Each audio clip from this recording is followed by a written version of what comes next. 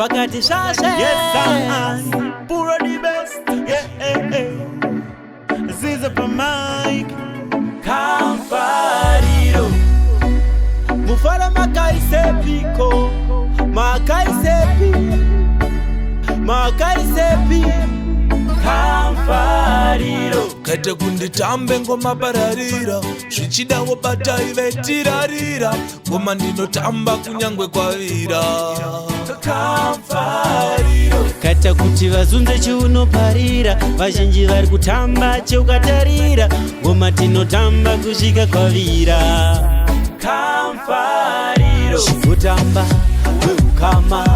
panotauya kuzongotandara kutiza marwadzo mukurarama tiswere nemufaro takadakara saka ndingagutye mukana wekufara ndapiwa nashe ndikarega kufara ndingaita sei ndangorira ngoma handibatike Kamfariro kete kunditambe ngoma pararira zvichidawo batai vetirarira ngoma ndinotamba kunyangwe kwavira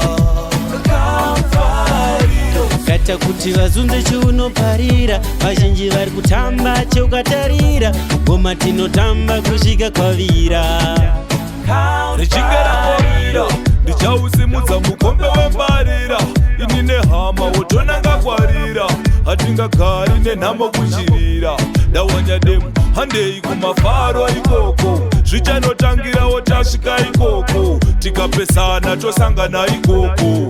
kuzimba kukenani ikoko oh my god mablesa late tichibva pano tichabudira habrode kuita kwavo ivo goti nemufaro wavatipa tava ahedi Zvimongopindai muno ipresha chete yakazara muno muri kubvira muno mafaro chete yakazara muno Kamfariro ngoma toritamba kusvika kwavira mabhebi yatisheka nyangwe cherira atimire kufara kunyangwe kwavira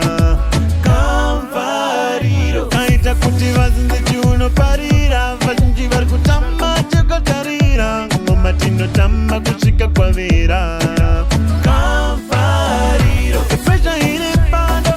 kufara kutamba kuri pando ndinopedza kurara ndiri pando oh nemufaro uri pando pesha iri pando oh nekufara kuri pando oh ndinopedza kurara ndiri pando kete kunditambe ngoma pararira zvichidawo batai vetirarira ngoma ndinotamba kunyangwe kwavira Kamfariro kata kuti vazunze chiunoparira vazhinji vari kutamba cheukatarira ngoma tinotamba kusvika kwavira